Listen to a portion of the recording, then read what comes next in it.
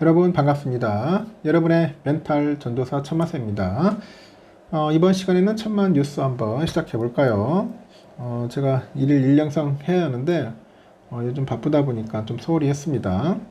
그래서 오늘은 한번 그 관세 관련된 이야기도 하고 앞으로 또 우리가 어떻게 또 투자를 해야 할지에 대한 방향에 대해서 짤막하게 한번 전달하도록 할게요. 무역 합의에 따라 가지고 미국이 한국에 그 부과하는 상호관세율이 기존 25에서 한 15%로 낮아지게 됐습니다. 15%. 이 숫자로 보면 참 좋죠. 많이 싸졌다. 좋아할 수 있어요. 근데 사실상 한국이 이제 최대 피해국이다. 피해국이 될 수 있다는 그런 분석이 나왔습니다. 미래에셋증권인가요? 거기서 이제 이야기가 있던데 한국은 그동안에 한미 자유무역협정이라고 했잖아요. FTA. 이 FTA에 힘입어서 미국과의 교역에서 사실상 무관세 혜택을 받았습니다. 얼마나 좋아요, 무관세. 옛날에 FTA 할 때 난리 쳤거든. 막 난리 났는데 그래도 그 덕에 자동차 잘 팔아먹었습니다. 그때 막 광우병 날리고 하여튼 생쇼를 했죠. 근데 광우병 걸린 사람 있나요? 하여튼 소고기 수입한다고 난리쳤는데 그때 그 시절이 생각납니다. 하여튼 미국과의 교역에서 사실상 무관세 혜택을 받는데 지난해 말 기준 한국산 수입품에 대해서 미국의 실효 관세율이 0.2% 수준이었답니다. 그러나 이제 트럼프가 이제 행정부가 출범하고 이제 기존의 자유무역 기조 대신에 관세 정책을 들고 나옵니다. 이 트럼프는 잔인해요. 뭐 FTA 그거 나봐요 다 필요 없어. 지 멋대로야. 자국 우선주의, 아메리카 우선주의지 않습니까? 지 멋대로 하는 거예요. 결국 5월 말에 그 5월 말 기준 했을 때 미국이 한국산 수입품에 부과하는 실효 관세율은 12.3%까지 뛰어요.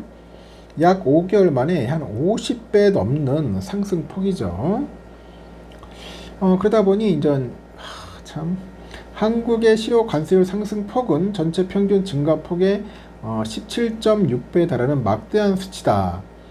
심지어 상승폭 2위인 싱가포르보다도 약 2.2배 높은 수준이라고 합니다. 이렇게 무역 합의로 불확실성을 덜기는 했는데 미국이 한국산 제품에 부과하는 상호관세율이 15%인 만큼 국내 산업계의 부담은 더 늘어날 거라는 거죠. 증권사마다 세부적으로 차이가 있으나 공통적으로 조선업종은 혜택을 보지 않겠냐. 그래서 조선업종이 주가가 튀었어요. 근데 반대로 자동차 업종은 EU, 뭐 일본, 뭐 이런 애들하고 지금 경쟁을 해야 돼. 그러다 보니까 동등한 수준이면은 불리합니다, 여러분. 부정적인 영향이 있는 겁니다. 미국은 올해 들어서 지난 28일까지 관세 수입으로 약 1256억 달러를 거둬들였습니다. 지난해 동기보다 132% 늘었고 관세 수입은 미국 정부의 재정 수입으로 잡히죠. 그러다 보니 관세를 부담하는 것은 미국 기업과 가게가 될 것이다. 하여튼 15% 보기에는 그럴듯한데 상당히 우리한테 좀 치명적이었던 것 같습니다. 그러다 보니 주가가 좀 빠졌다는 거예요.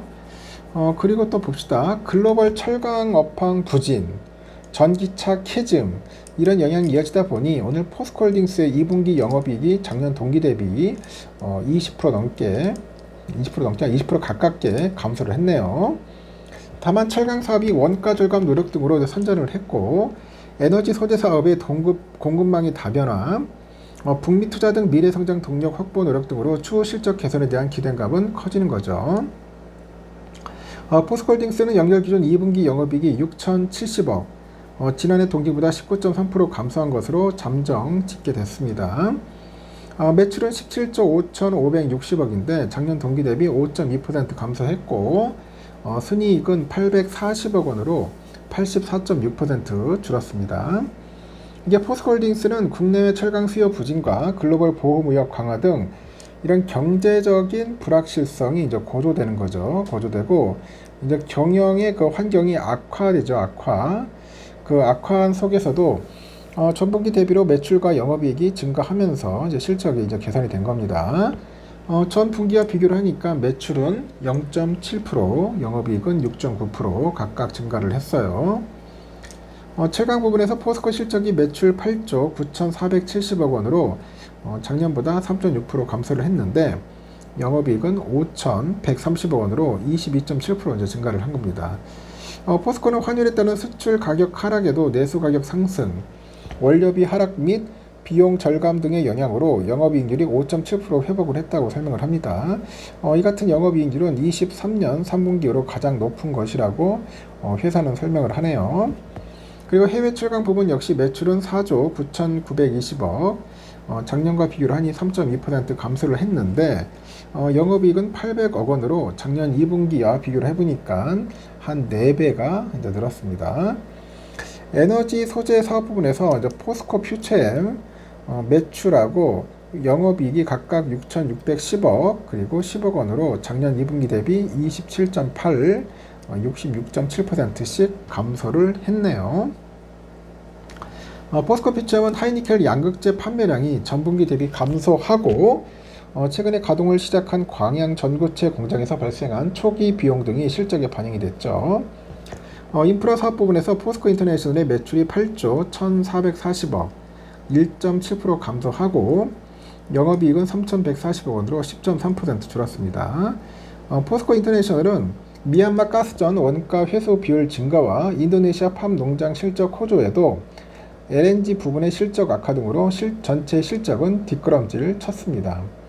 건설 경기 악화 등 영향으로 포스코 ENC는 2분기 910억 원의 영업 손실을 보면서 적자 전환했고 매출은 1조 8,660억 원으로 27.9%나 감소를 했네요.